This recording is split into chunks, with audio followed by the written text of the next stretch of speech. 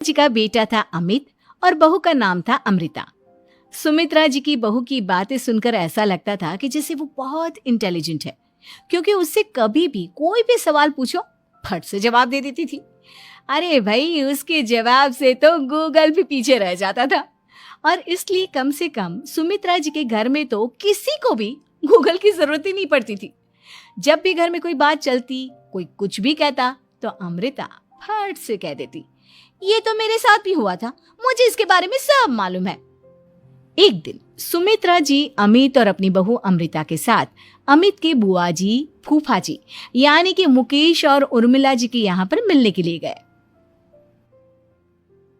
अरे बहुत अच्छा किया अमित बेटा, इतने दिनों के बाद आए हो तुम। हाँ सुमित्रा भाभी, कभी तो आ जाया करिए अपने बच्चों को लेकर। आपकी बहू के आने से तो हमारे घर में भी रौनक आ गई है। वो क्या है ना, अमित ऑफिस के काम में बहुत बिजी रहता है, इसलिए उसे तो वक्त ही नहीं मिल पाता। अच्छा, लगता है नौकरी काफी मुश्किल है अमित की। अरे नहीं नहीं फूफा जी, ऐसी कोई बात नहीं है। आप तो जानते हैं ना प्राइवेट जॉब में कितना काम होता है।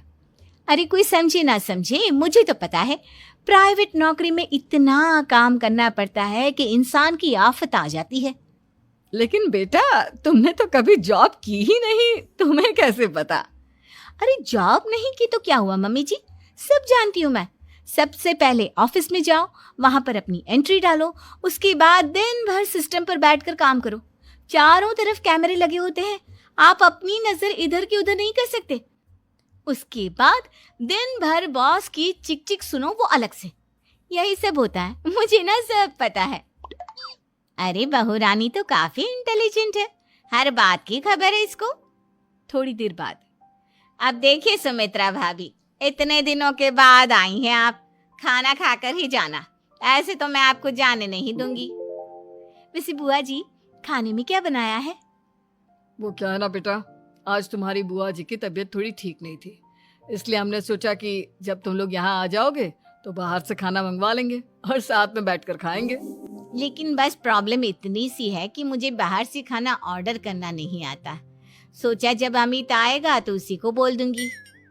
अरे मुझे आता है ना, मैं कर देती हूँ ऑर्डर। बताइए क्या क्या मंगाना है आपको?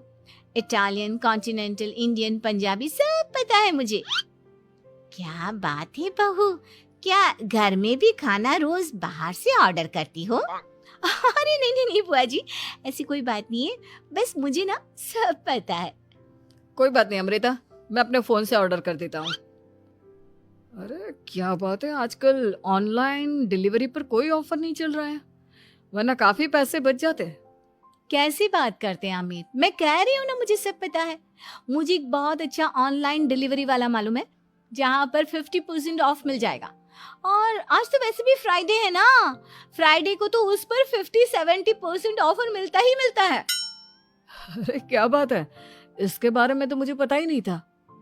अरे बेटा, जिस चीज के बारे में किसी को पता नहीं होता, हमारी बहू को पता होता है।